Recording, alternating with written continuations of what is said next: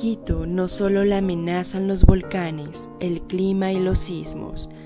A la lista se suman los rellenos de numerosas quebradas que antes la atravesaban. 52 son los rellenos de quebradas que hay en Quito, una ciudad que se edificó sobre desfogues naturales de las laderas del volcán Pichincha.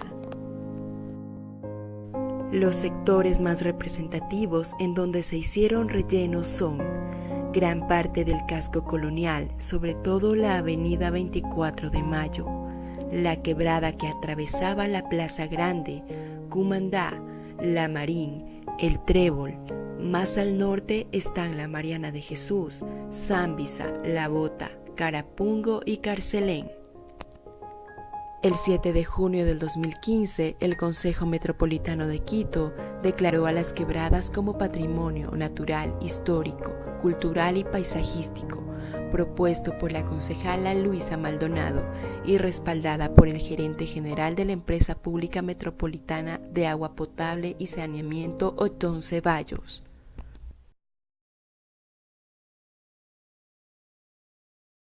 Bueno, en especial como sitio estratégico también Quito, que está en esta planicie, y porque Quito no fue amurallada era por este sistema de las quebradas.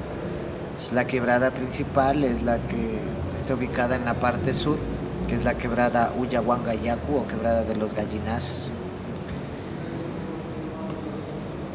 Y esta era pues obviamente por donde bajaban el agua desde el Placer y obviamente desde arriba muchas de las acequias, por eso en ese motivo que era para distribución de agua en la ciudad, ¿no? Y como parte en las construcciones que se hicieron ahí, había que tener cuidado cuando la gente decía aguas van, porque botaban obviamente los orines hacia las quebradas. Quito fue y es una ciudad de quebradas. Las grandes quebradas de los Gallinazos, ahora 24 de Mayo, el Tejar y Rumipamba desaguan hacia el Machángara. Hacia el norte, el sector de los barrios de La Roldós, Atucucho, San Carlos y El Condado fluyen por lo que fue la quebrada del Yumbo hacia el río Monjas. Las pocas quebradas que se salvaron de la mano civilizadora son botaderos de basura. Reciben en silencio los escombros de la ciudad y de esta manera los remanentes más ricos de vida silvestre que quedan en Quito desaparecen. En la reestructuración que se hizo de la ciudad con Odriozola, este uruguayo que llegó a hacer acá la planificación de la ciudad, con el mismo Anrá de Marín, y por eso el nombre del sector de La Marín. Entonces, la otra quebrada principal es la que llega desde el Tejar, pasa por este lado por donde hoy estamos, en esta hermosa pileta, en este hermoso patio, donde está la quebrada del Huayco o del Hueco. De ahí pasa a llamarse Sanguña y termina siendo Manos Albas o Manos Limpias. Ese es otro ramal importante. Y el otro que es la quebrada de las tenerías o de las carnicerías. Entonces estas bajaban hacia la gran quebrada, obviamente que estaba situada toda la parte ya de La Marín, y van a desembocar, diríamos así, o llegan a conectarse con la gran quebrada que atraviesa Quito de norte a sur, que es la quebrada del Machángara. Desde el Atacazo, vertientes de agua llegan hasta Quito y antes de desembocar en el río Machángara, recorren alrededor de 2 hectáreas de las quebradas El Carmen y Ortega. Pese a que hoy en día son receptoras de aguas servidas y en algunas ocasiones de los restos del faenamiento de animales. La mayor contaminación en ríos y quebradas está en 8 sitios del sur de Quito. Aunque todos los ríos y quebradas del distrito registran niveles de contaminación, en el sur se concentran los sitios más críticos. Hay muestras que superan hasta en un 3000% los rangos permitidos para que el agua sea considerada bebible. En Santa Bárbara Baja, cerca de la quebrada Río Grande, está uno de los sitios con mayor contaminación, de acuerdo con los datos del último año. El 80% de las aguas residuales mundiales no se descontamina. En el último sector, este índice llegó a 268 miligramos por litro, una cifra alta si se toma en cuenta que en un río sano el nivel no supera los 15 miligramos litro. También se registró la demanda química de oxígeno, que corresponde a la contaminación por detergentes, productos de limpieza, jabones y otros solubles que se deslizan hasta las fuentes de agua. En los ríos Machángara y Monjas es elevado. En la quebrada Río Grande, en Santa Bárbara Baja, este rango llega a 521 miligramos por litro. En otros puntos del norte no pasa los 20 miligramos litro. En Quito, las descargas de los baños se hacen directamente a los ríos, lo que las convierte en el principal foco de polución.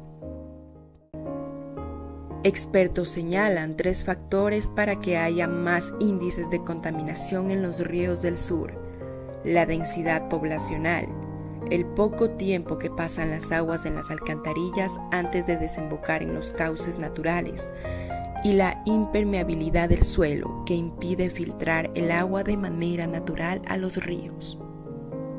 Según los datos que maneja la empresa de agua potable, los 4 ríos de Quito tienen una polución severa. El nivel de contaminación baja a la altura de los bancos, 94 kilómetros al noroccidente de Quito, por efecto de la oxigenación y por la corriente que permite la limpieza del líquido. La ciudad tiene 110 quebradas que están contaminadas. En las laderas del Pichincha hay 29 quebradas. 10 de estas se encuentran en estado crítico. Desde enero hasta octubre se ha sacado más de 41.000 metros cúbicos de basura en 133 intervenciones realizadas.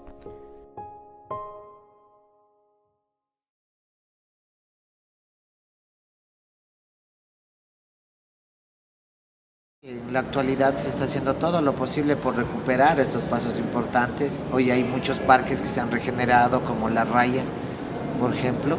En el mismo sector que hoy se encuentra el museo, el MIC, toda esa quebrada ha sido también ya recuperada. Se están recuperando estos lugares que son muy especiales también para la ciudad y donde vas a encontrar diversidad de plantas, diversidad de fauna también, ¿no?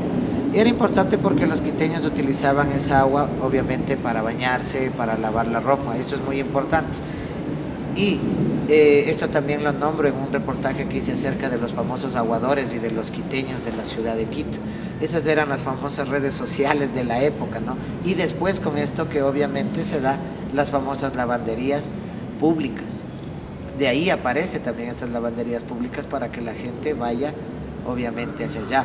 La famosa piscina del Sena, la del Panecillo, que lamentablemente hoy por el desarrollo de la urbe han desaparecido, que son espacios que se los podría volver a recuperar y que obviamente necesitamos que las autoridades tomen obviamente hincapié en este sentido.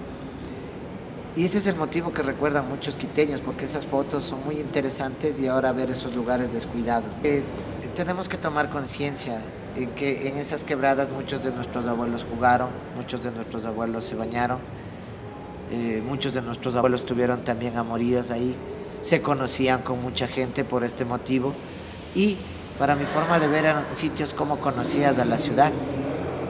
Yo recuerdo que en mi niñez obviamente iba a las quebradas, íbamos a conocer, a ver animales, a ver los sapos, a ver cómo caía el agua, acerca de las piedras, del canto rodado que se utilizaba para construcción.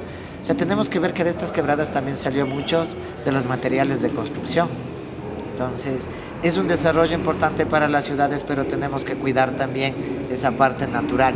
Muchos de los países no lo tienen, por eso vienen a visitar el Ecuador, porque nuestra fauna y nuestro ecosistema es muy rico en este sentido. Entonces, tenemos que obviamente cuidar, respetarlo y aprender a convivir también con la naturaleza, respetándola. Capítulo 7 de la Constitución, Derechos de la Naturaleza, con sus artículos 71, artículo 72, artículo 83, inciso 6 y artículo 404, están íntimamente relacionados con la recuperación de las quebradas, ya que se garantiza respeto y restauración de la naturaleza, protección, conservación y protección de los ecosistemas.